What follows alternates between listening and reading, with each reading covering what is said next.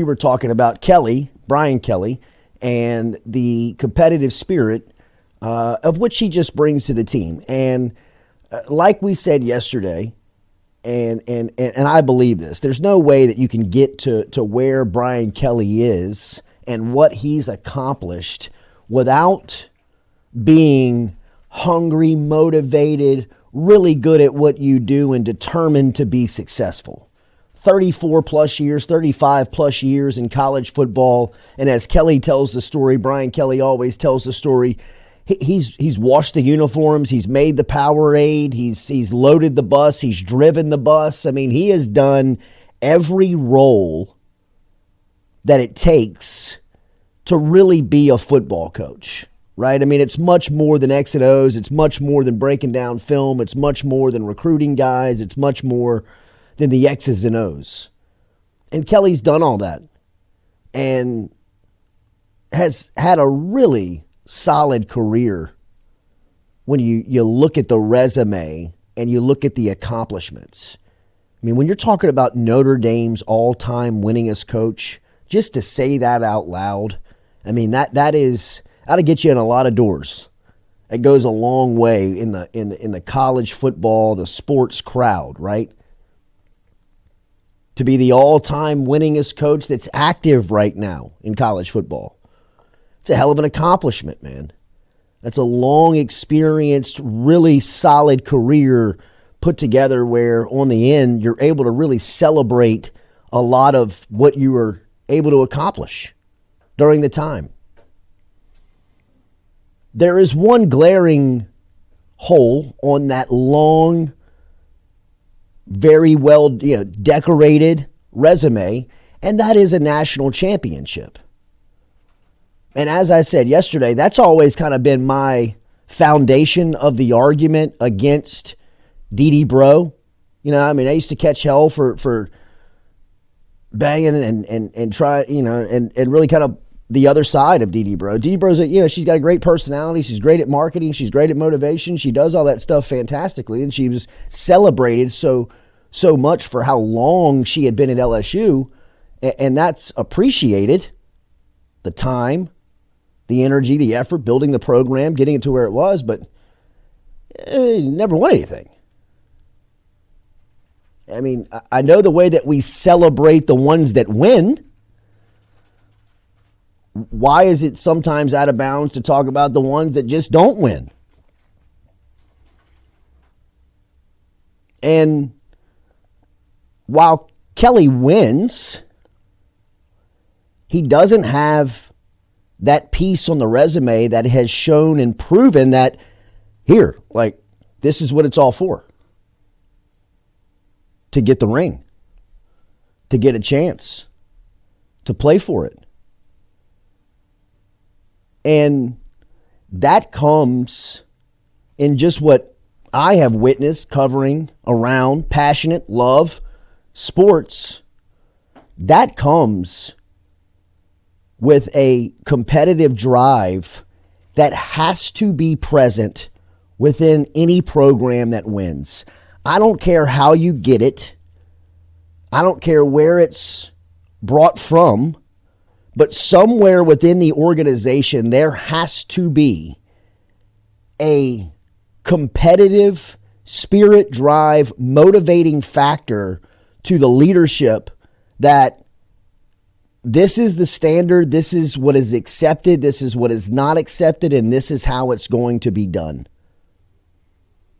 And while LSU football feels like it is cleaned up a lot of what Brian Kelly was brought in to take care of, which was LSU was dealing with a PR problem. They were dealing with a roster problem. They were dealing with a legal problem. I mean, they had issues.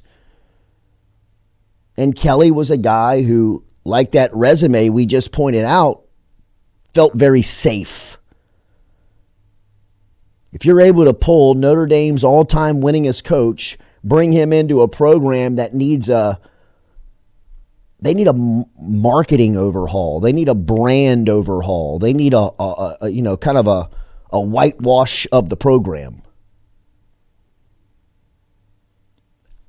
In that area, in that prerequisite for the job, Kelly has hit it out of the park.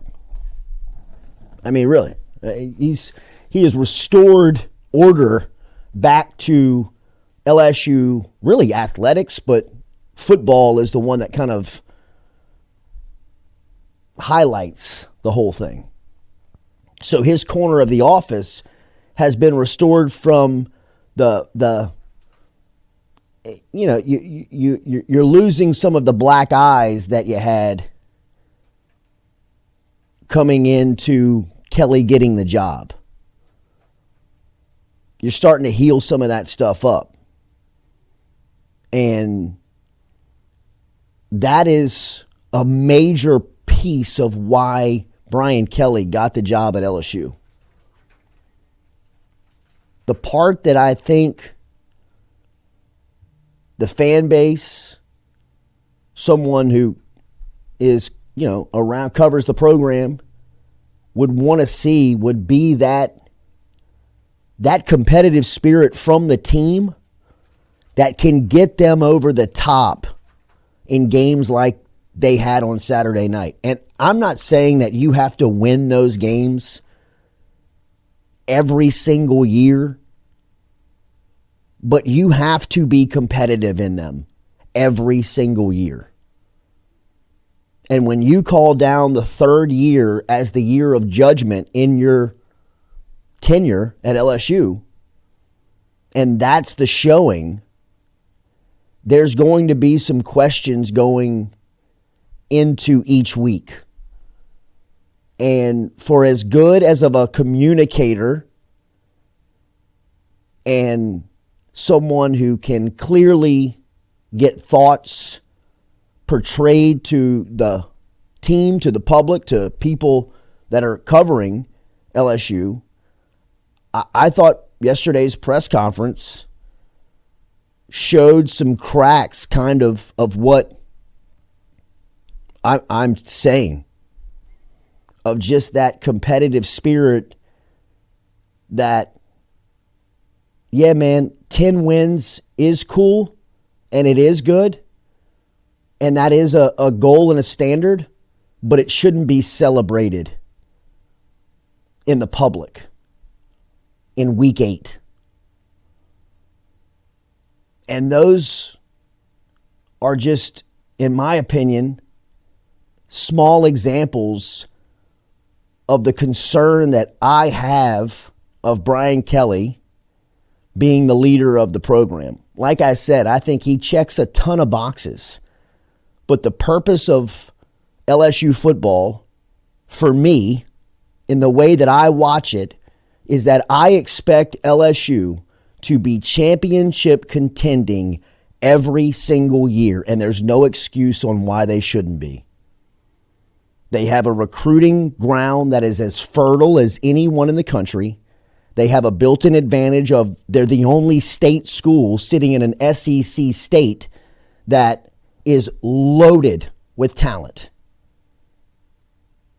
And 95% of that talent grows up dying to go to LSU and play.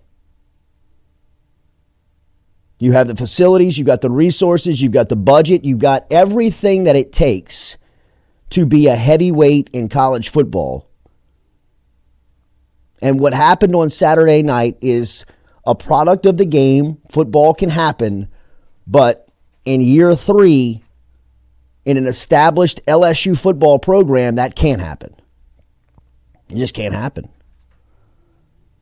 And personnel down or not, there is some pieces of the competitive drive of the program that I think, seriously, are in question. I don't believe that the wheels will fall off of the program. I do not feel like the program will be uncompetitive. You've got talent on the way, but that's one thing about a competitive spirit that you have to have it with talent or without talent. And if it's void in both, it'll get you beat. And that is my ultimate concern of Brian Kelly. Lloyd and I were talking before we came on the show, and I think it'll be interesting to look in. And if you're in the chat and if you want to get involved, help us out. If you go back and you listen to this later, jump inside the comments and leave us a thought. But I'm trying to think out loud on who has been the most successful athlete or coach after they have signed a 10-year plus contract in their profession. And we can keep it to sports. Lloyd had a good one in Patrick Mahomes. Mahomes has received a 10-year deal. He's never broke his stride of who he is, the player. He's continued to improve. He's played at an MVP level, and he's got all the money. He's got everything that he's asked for. Tyrann Mathieu came in here one day and said this. He said, everything I dreamt of having when I was at LSU, at St. Aug as a kid, I've got and even more. And he was still playing at an all-pro level. It wasn't a 10-year deal, but he had all the money in the bank. He had all the cars in the garage. He had all the houses that he needed. He had everybody set up that he had on the payroll that he said he was going to take care of. All of that was done. And he still went out there and produced and played at a high level. Mike Krzyzewski had a lifetime contract at Duke. Won 2 national titles after they gave him that lifetime contract. But I think it'll be interesting to look at some of the case studies that come out of these coaches, players that have gotten these long-term deals, decade plus, 10 years deals, guaranteed money, of the production level of what happens. And I'm not sitting here and claiming that Brian Kelly is fat and happy and paid and not worried about the program. But as I stated to him in the interview when I met him for the first time over a year ago, to what I watch on the sidelines, that is, that's not a hungry, motivated, red-faced Brian Kelly that you saw, that I believed LSU had landed from the football standpoint. Like, the pleasant surprise on Kelly has been all of the organization, all of the cleaning up on the side of the PR mess that LSU had left behind, the legal mess that LSU had left behind, the roster management, mismanagement that had been left for Kelly. I mean, he stepped into a mess. He stepped into a hornet's nest. And really, from all of what he was asked to do, I thought did even better, right? Like even took it a step further. I mean, really kind of overnight brought back the brand of LSU football and the feeling that you can't overlook it. Like, we thought that they were going through some adversity. We thought that LSU was kind of trying to find their way and we're going to be set back a couple of years. No, Kelly's got him in Atlanta in year one, and the stuff off the field is looking a lot better. And that should be complimented, because for people who don't understand it, LSU was an absolute wreck at the time that Brian Kelly came in, not just from a football standpoint, not just from an athletic administration standpoint. I mean, from a holistic university system standpoint. And he was brought in for a lot of cleanup of it. Probably, fair and unfair. But as that has been taken care of, and that's a huge check mark. The part on the field and within the competitive spirit, because I believe they're getting players. Like, the talent's coming. They got talent coming that could win championships. And I know yesterday I talked about that the personnel needs to, vastly improve on this team for there to be a real expectation of having championship contending possibilities. And that's true. You're still not as bad as 35 points to Alabama. I mean, that's not the gulf between those two programs. And, for the amount of time and the amount of energy that goes into preparing for that game, that never should happen. I mean, that's a, fourth quarter, one-score game. You get beat by a field goal or a late touchdown. That's easy to digest. I mean, having Jalen Milroe put up video game numbers for a second straight year, what the hell's going on? How's that happen? So, I'm not trying to beat a dead horse here. I made the point yesterday. I've made the point before. But after that press conference yesterday, I thought that it was, more or less, it kind of shows what we're talking about. A little shrug. A little bit of a shrug, a little bit of the still go get 10 wins, like, man. Oh, yeah, I mean, that's what wins. got that. You know what I mean? Like, that's what got Les fired. You know what I mean? It's like, okay. You know what I mean? But who inherited a tougher task? Nick Saban when he got to LSU or Brian Kelly when he got to LSU?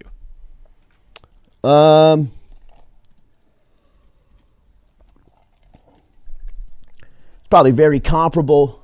I would say Kelly only because of the amount of scholarship players he had on the roster, but they were both uphill mountains that you had to climb. You know what I mean? I don't want to disrespect either one of them. I mean, Saban inherited a program that was broken. Kelly inherited a university that was broken. They both have fixed them for the sake of the discussion. Obviously Saban did what he did, but like we just laid out, if you're looking at Kelly 3 years in, he's been very successful.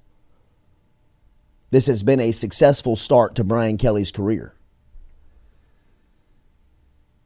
Now to close this thing out would be the LSU brand on the field returning to that respect that it had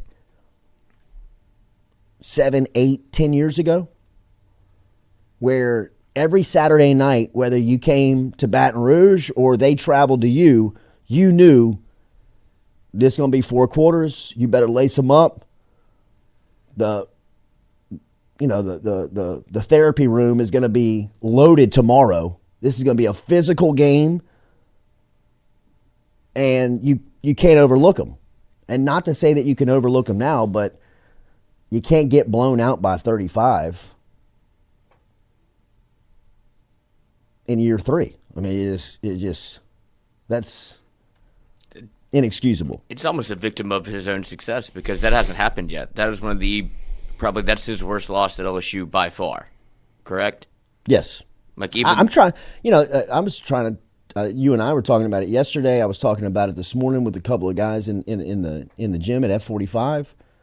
I'm trying to remember the last time that LSU got beat like that at home in a game with a team that you thought was really competitive. I mean, I know that Tennessee game year 1 when Brian Kelly was here, that team was, for you were over your skis. Yeah, I mean, you were excited. You kind of anticipate at some point that was going to happen. I could have told you in August. Tennessee was great that year. In August, like they could get blown out. Yeah. A game or two, and it happened. I didn't say that at all this August. I would have never thought that this at all this August. And they've gone 2 back-to-back games where, the Alabama game, they got blown out. I could argue the Texas A&M game, they got blown out. Once it started rolling downhill on them, you knew. It was anybody watching that game was like, this game's over. This game it's cooked. So, you can say that because the final score is what it is and how it ended in both ways. But the first 2.5 quarters of the A&M game, you're like, this team looks like it could compete in Atlanta.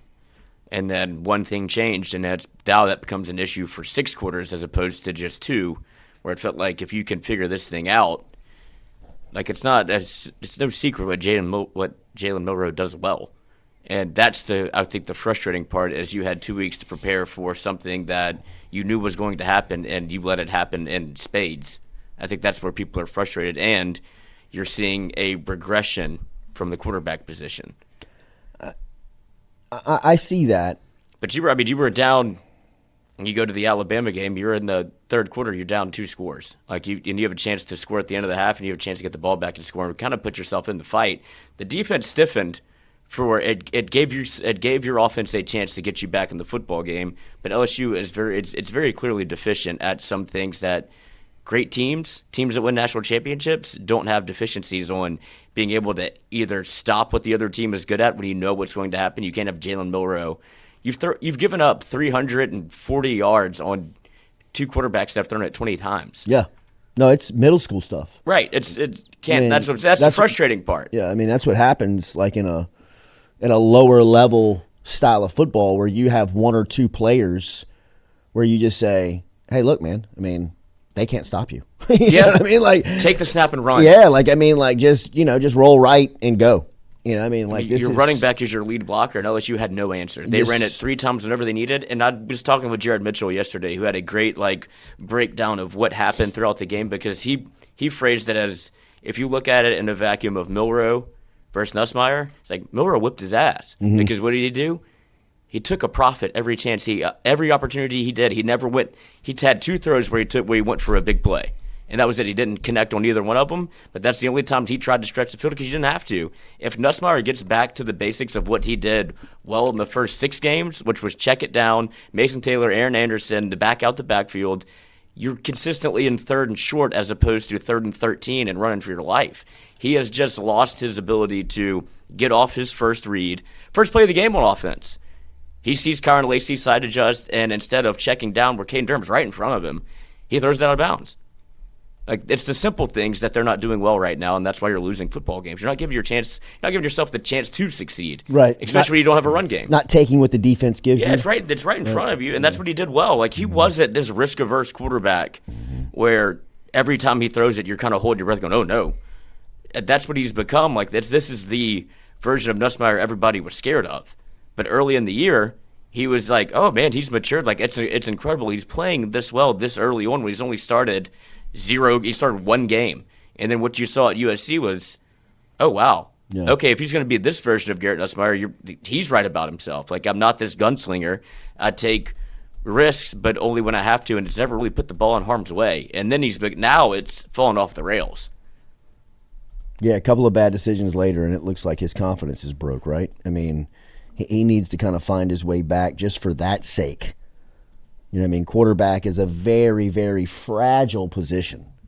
Well, especially when you ask him to do what you're asking him to do. If you're going to throw it 50 times with a guy that now feels like, I don't really know what I'm looking at anymore. He's seeing ghosts. Yeah, that goal line interception, you go back and watch it, man. I mean, even if he gets it over the linebacker's head, there's 2 Alabama defenders back there covering. I mean, there's nowhere to put that football. It's like, whoa, what do you see? I mean, unless you're trying to throw that into row 5. But that's part of his issue is he's getting stuck on his first read, and he used to be able to come off of it, but I think it's become a pressure situation where he doesn't trust what's in front of him.